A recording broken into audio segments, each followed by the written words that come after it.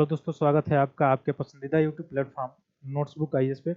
दोस्तों, आज हम लोग बात करने वाले हैं, जैसे अभी हाल ही में राष्ट्रपति जी ने पद्म अवार्ड जो है उसका जो है सूचना जारी किया गया था। पीआईबी में भी आपको देखने को मिला होगा।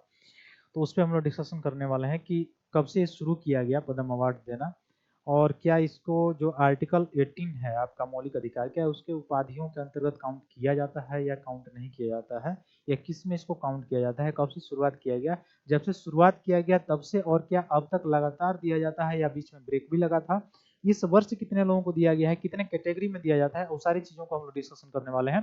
तो जल्द से जल्द जुड़िए और अपने अपने ग्रुप में शेयर कीजिए, ताकि हम लोग या पूरा जो इसका हिस्ट्री है पद्म अवार्ड का, वो सारी चीज़ें हम लोग डिस्कशन करें।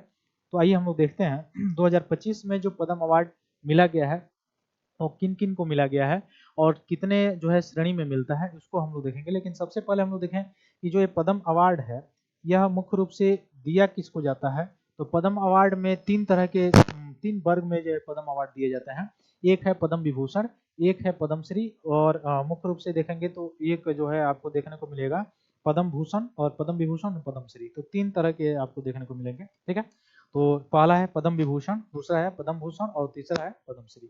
तो सबसे हाईएस्ट इनमें अगर देखा जाए तो सबसे हाईएस्ट है पद्म विभूषण, सेकंड नंबर का है पद्म भूषण और थर्ड नंबर का है पद्मश्री।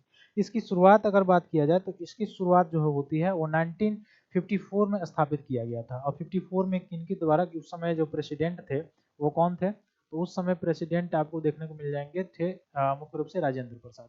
और राजेंद्र प्रसाद जो है वो रहे हैं कहाँ के हैं, तो वही बिहार के, ठीक है। और बिहार में एक जीवन मतलब डिस्ट्रिक्ट है सिवान। और काउंटिंग अगर आप करेंगे गिनती तो उसमें उल्टा आता है। उल्टा मतलब आप समझ रहे हो क्या होता है। जैसे सिवान है उसका अगर आप उल्टा करेंगे तो नवासी आता है, काउंटिंग गिनती में करेंगे तो। अब ये नवासी बहुत खतरनाक होता है। कैसे मैं कह रहा हूँ खतरनाक होता है, क्योंकि जो चीज़ डेवलप आपका जो है जर्मनी या फिर से यूएई या फिर से पाकिस्तान नहीं कर पा रहा होगा, या बहुत ऐसे विश्व के जो देश हैं वो नहीं कर पा रहे होंगे, वो सारी चीज़ें आविष्कार ये अकेले कर लेता है। ऐसी सारी चीज़ें जो है आप वहाँ की हिस्ट्री उठा के देख सकते हैं। तो यहीं पे एक जगह है सिवान का, जीरा दे करके उस क्षेत्र का नाम है, हाफुआ वाला जो क्षेत्र है वहीं पे आता है। तो वहीं के थे राजेंद्र बाबू, और वहाँ पे 1917 में अगर आप देखेंगे तो मिले थे जो आपका मुख्य रूप से जो चंपारण में गए हुए थे महात्मा गांधी, वहाँ पे इन्होंने मिला इन्होंने मिला था वहाँ से महात्मा गांधी से चंपारण में, ठीक है। उसके बाद से धीरे धीरे स्वतंत्रता आंदोलन में भागीदारी रही इनकी। उसके बाद से कृषि मंत्री भी रहे जो अंतरिम सरकार थी उसमें। उसके बाद से ये राष्ट्रपति बने और 10 वर्षों तक राष्ट्रपति रहे। अब ये याद रख, जैसे बहुत लोग ऐसे दिमाग में से चलता है कि राष्ट्रपति ये रहे, पहले राष्ट्रपति रहे होंगे तो इनके विरोध में कोई रहा नहीं होगा, ऐसा निर्विरोध यही चुने हुए। ऐसा नहीं है। निर्विरोध जो है यह कभी नहीं चुने गए हैं। इनके विपक्ष में जो है वो खड़े हुए थे और इन्होंने वोट से जीता था, ठीक है। तो 10 वर्ष ये रहे हैं, लगातार 2 बार रहे हैं, ठीक है। वो अलग चीज है। जैसे आपको पता भी है कि प्रेसिडेंट जो होता है भारत में, उनका काउंटिंग नहीं है कि कितना बार रह सकते हैं, जितना बार चाहे उतना बार चूज किया जा सकता है। मतलब चूज मतलब ये हुआ कि निर्वाचन हो सकती है उनकी। चूज चूज करना का मतलब तो हो गया कि केवल नियुक्ति करना, जैसे नियुक्ति होती है प्रधानमंत्री की, तो नियुक्ति नहीं होती है, मुख्य रूप से इनकी क्या होती है, निर्वाचन होता है, ठीक है। तो वो सारी चीजें हैं। तो पहले शुरुआत इन्हीं के द्वारा किया जाता है 1954 में, ठीक है। 1955 से इनका नामकरण फिर शुरू होगा। और 3 वर्ग में दिया जाता है। पहला वर्ग जो है पद्म विभूषण, मैंने पहले ही बताया। उसके बाद से पद्म भूषण और पद्मश्री। यह चलता रहा, यह दौर चलता रहा, चूंकि उस समय जवाहरलाल नेहरू जी प्रधानमंत्री थे। अब ये दौर चलता चलता आया तो भारत में पहली बार गैर कांग्रेसी सरकार बनी, और वो बनी 1977 के आसपास, ठीक है। 1977 और 1978 के आसपास एक सरकार बनी, जनता पार्टी की सरकार, ठीक है।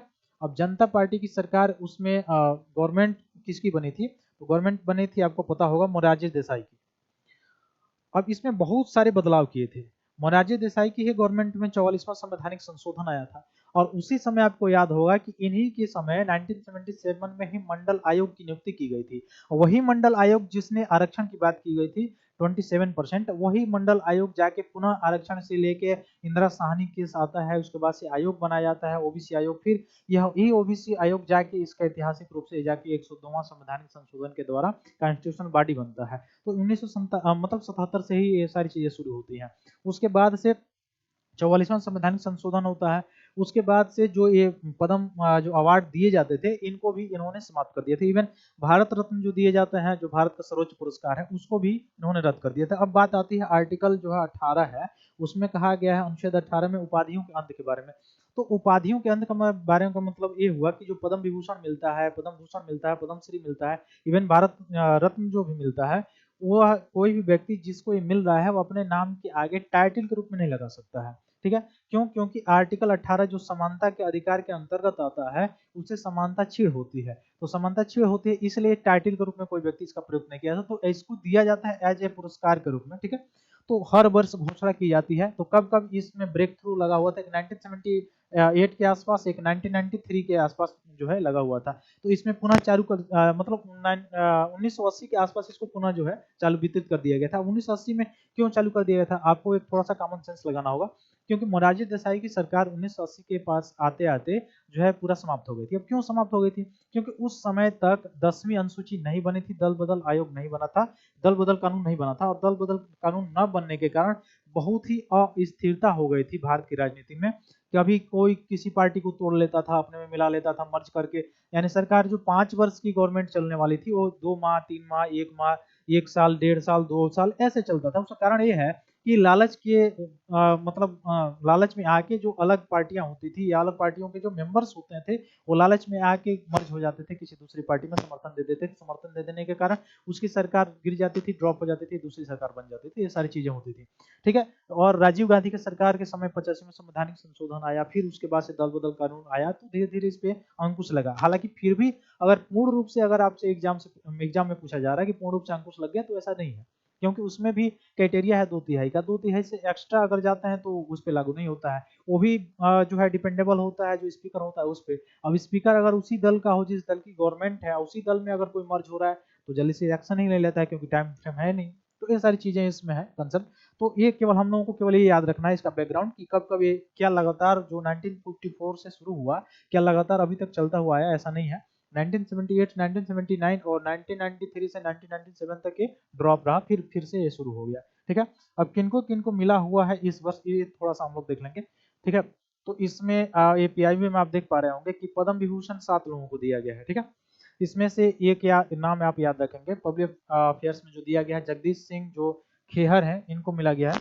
जस्टिस है, रिटायर्ड जस्टिस है, तो इनको एक मिला हुआ है। तो इसमें 7 लोग हैं, और आपको देखने को मिल जाएगा एक श्रीमती जो शारदा सिन्हा है, उनको भी जो है मिला हुआ है। तो 3 लोग ऐसे हैं जिनको मरणोपरांत भी मिला हुआ है। तो ये भी आपसे घुमा कर क्वेश्चन पूछ सकता है कि मरणोपरांत नहीं दिया जाता है, दिया जाता है, तो मरणोपरांत भी दिया जाता है। ठीक ना, तो पद्म विभूषण 7 लोगों को दिया गया है, ये याद रखेंगे। पद्म भूषण जो है 19 लोगों को दिया गया है इसमें।